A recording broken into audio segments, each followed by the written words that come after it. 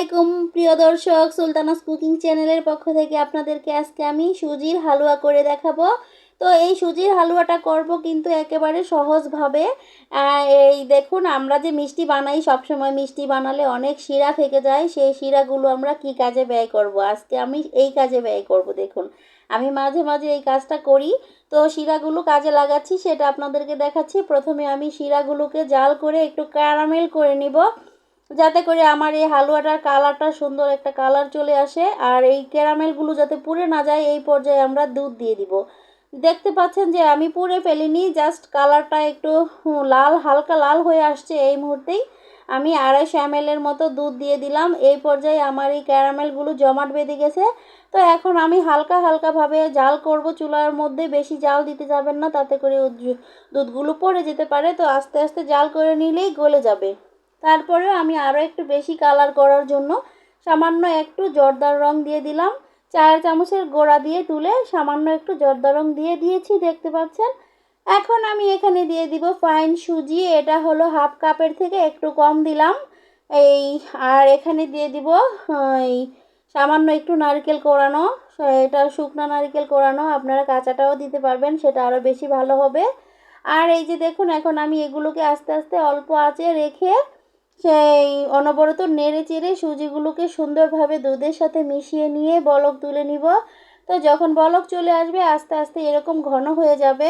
ঘন হয়ে গেলে দেখতে পারবেন যে একটা আঠালো টাইপের ডোয়ের মতো হয়ে গেছে। তো এটাকে আরও একটু ঘন করতে হবে। এই পর্যায়ে আমরা একটু 1 টেবিল চামচ ঘি দিয়ে দিব, যাতে করে আঠালো ভাবটা চলে যায়।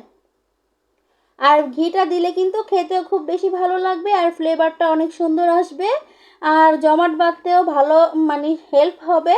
তো এই জন্য এই যে দেখুন, আমি ঘিটাকে দিয়ে ভালো করে অনবরত নেড়ে চেড়ে এটাকে এখন আমি মিশিয়ে নিব ভালো করে। দেখতে পাচ্ছেন এই যে প্যানের গায়ে থেকে এখন উঠে গেছে, উঠে যাচ্ছে, এখন আর লেগে থাকছে না। এরকম করে ভালো করে নেড়ে চেড়ে আরও একটু শুকিয়ে নিব, জাস্ট হয়ে গেছে আমাদের শুকানো। তো এখন আমি যেই বাটিটার মধ্যে এই যে এই হালুয়াটা রাখবো, এটার নিচে আমি একটা এই কাগজ বিছিয়ে দিয়েছি, দেখতে পাচ্ছেন, ফয়েল পেপারটা বিছিয়ে তারপরে আমি এই যে দেখুন এই চামচের গোড়াটা, এটার পিছনের সাইডে একটু ঘি লাগিয়ে নিয়েছি, নিয়ে তারপরে এই যে ভালো করে এটা দিয়ে সমান করে নিলাম। আপনারা যেভাবে পারেন সমান করে নেবেন, যেটা যার যার ইচ্ছে। তো আমি এভাবে করে নিলাম, আর এখানে কিছু কিশমিশ বিছিয়ে দিলাম, আর একটু বাদামটা অপশনাল, কিশমিশটা অপশনাল, আর দিলে খেতে ভালো লাগবে, দেখতে সুন্দর লাগবে, জাস্ট এইটুকুই। তো এভাবে করে এই যে সাজিয়ে নিলাম সুন্দর করে। তো বাদামগুলোকে একটু চেপে চেপে দিতে হবে হাত দিয়ে। তারপরে আমি ফ্রিজে রেখে দিয়েছিলাম 1 ঘন্টার মতো। তারপরে 1 ঘন্টা রেখে এখন আমি বের করে নিয়েছি। এখন জাস্ট একটু কোনাকুনি করে কেটে নিব, যাতে করে একদম বরফির মতো হয়ে যায়, সুন্দর লাগে দেখতে। এটা যার পছন্দ মতো কেটে নিতে পারবেন, সেটা কোনো প্রবলেম না, 4 কোনা করেও কেটে নেওয়া যাবে। তো এই যে দেখুন, আমাদের সুন্দর করে কিন্তু সন্দেশ বানানো হয়ে গেল। তো আমরা কিন্তু মানুষ খুব বেশি না, 2 জনে খাবো, এই জন্য অল্প করে বানিয়েছি। আপনারা আপনাদের পছন্দ মতো বাড়িয়ে কমিয়ে নিতে পারবেন। আর আমি মিষ্টিটা একটু কম দিয়েছি এখানে, আপনারা আপনাদের পছন্দ মতো মিষ্টিটা বাড়িয়ে কমিয়ে নিতে পারবেন, সেটা আপনাদের ইচ্ছা। তো এই যে দেখুন কত সুন্দর সন্দেশ হয়ে গেল। সন্দেশ না, এটা হচ্ছে সুজির হালুয়া। তো যাই হোক, সুজির হালুয়াটা কেমন হয়েছে, দেখতে ভালো লাগছে নিশ্চয়ই, আর খেতেও কিন্তু দারুণ মজা হয়েছে। এইভাবে করে মাঝে মাঝে বানাই আমি, বানিয়ে রুটি দিয়ে খেয়ে নেই। তো আমার কাছে খুবই পছন্দ সুজির হালুয়া।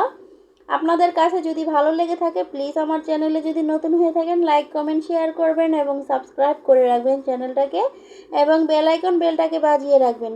আল্লাহ হাফেজ।